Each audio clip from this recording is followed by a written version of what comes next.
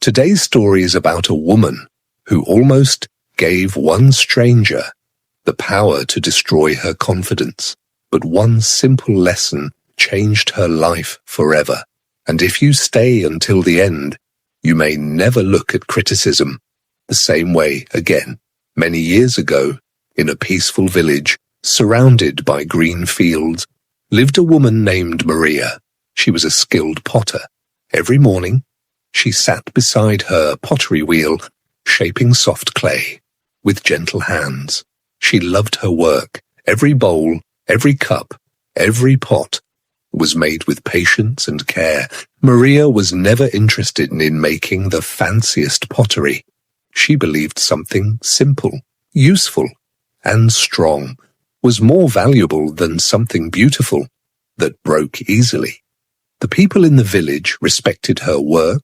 Families stored water in her pots. Farmers kept grain inside them. Children carried milk home and in the small clay jars she made. Maria smiled every time she saw someone using something she had created. She believed her work made life a little easier for others. One warm afternoon, she finished one of her favorite pots. It had no colorful paint, no expensive decoration. Its shape was simple, its surface was smooth, its walls were thick and strong. Maria gently touched the pot and smiled.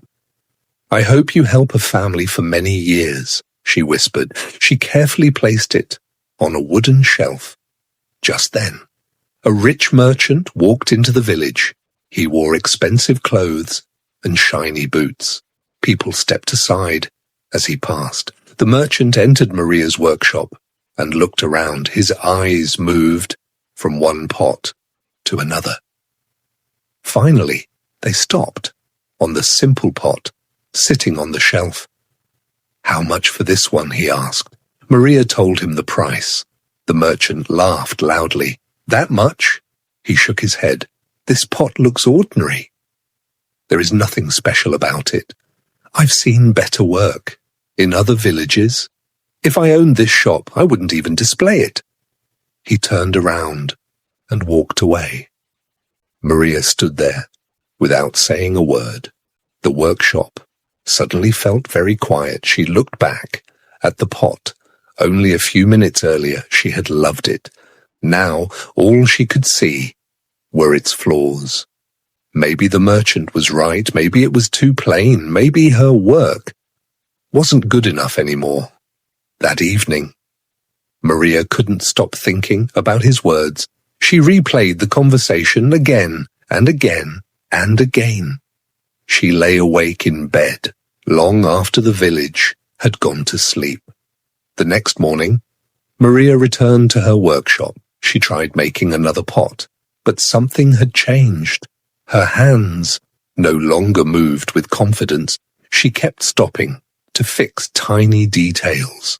She erased shapes she once liked. She started over again and again. Nothing looked right. Days passed. Maria began making complicated designs. She added decorations she never cared about before. She copied styles she had seen in other villages.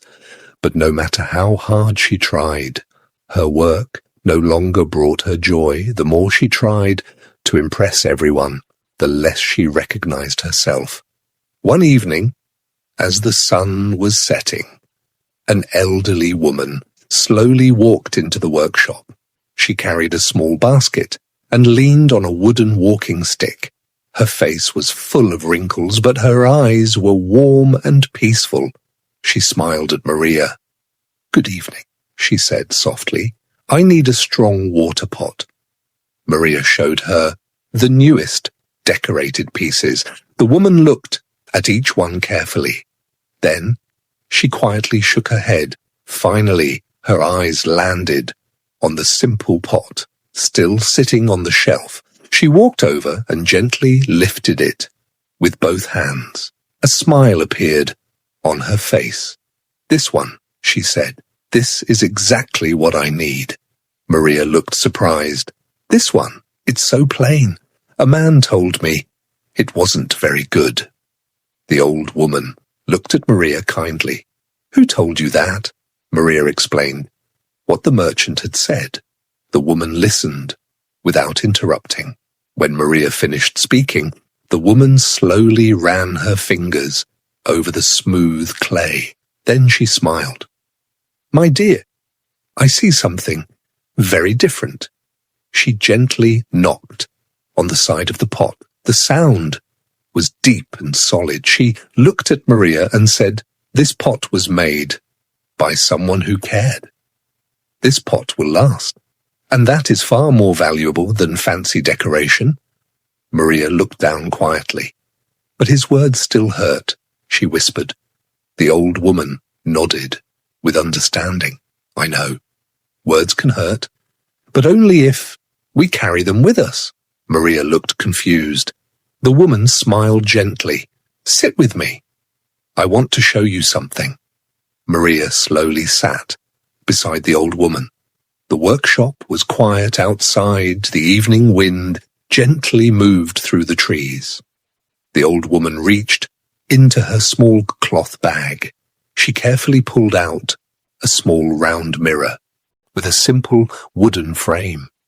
It wasn't made of gold. It wasn't decorated with jewels. It looked ordinary, but the old woman held it as if it were something precious. She placed it in Maria's hands.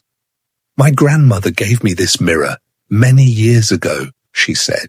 "When I was young, I cared too much about what people thought of me. One cruel comment could ruin my whole day. I believed every opinion I heard." Maria looked at the mirror with curiosity. "It looks like an ordinary mirror," she said. The old woman smiled. "It is, but the lesson behind it is not."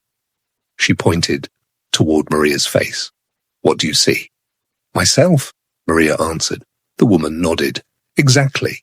The mirror shows you who you really are. It doesn't repeat what people say. It doesn't make you smaller. It doesn't make you greater. It simply shows the truth." Maria stayed silent. The woman continued. "People's opinions are like clouds. They come, they go. Some are kind, some are cruel, but none of them change who you really are." She picked up the simple clay pot again. "Tell me, Maria, if someone calls this pot ugly, will it stop holding water?" Maria smiled a little. "No. If someone says it has no value, will it suddenly break? No. If someone refuses to buy it, does it become weaker?" Maria slowly shook her head. "No." The old woman looked into Maria's eyes. "Exactly." The merchant's words changed only one thing. They changed your thoughts. They never changed your skill. They never changed this pot. Maria lowered her head. "I gave his words too much power." The old woman nodded gently. That happens to many people. They hand over the keys to their happiness to complete strangers. They believe one opinion more than years of hard work. Maria felt tears and fill her eyes. "I used to enjoy making pottery, but after that day, I started making pots just to impress people, and the more I tried, the less happy I became." The old woman smiled kindly. "Because you stopped creating from your heart. You started creating from fear. There is a big difference." Maria quietly looked around her workshop. For the first time, she noticed something. The shelves were filled with hundreds of pots she had made over the years. Some had small scratches. Some were perfectly smooth. Some were simple. Some were beautiful. Every single one had been made with care. She suddenly remembered the people who had thanked her, the young couple who bought their first cooking pot, the farmer whose grain stayed dry. Those memories had always been there, but she had forgotten them because of one man's words. The old woman gently spoke again. "Why do you remember one cruel voice and forget 100 kind ones? Maria couldn't answer, because she knew it was true. The old woman stood up.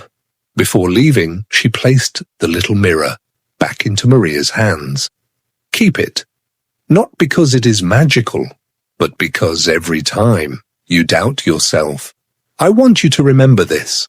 The mirror reflects your face, not other people's opinions. Always believe what is true, not what is loud. Maria thanked her, with tears in her eyes. The old woman smiled one last time. Then she quietly walked away.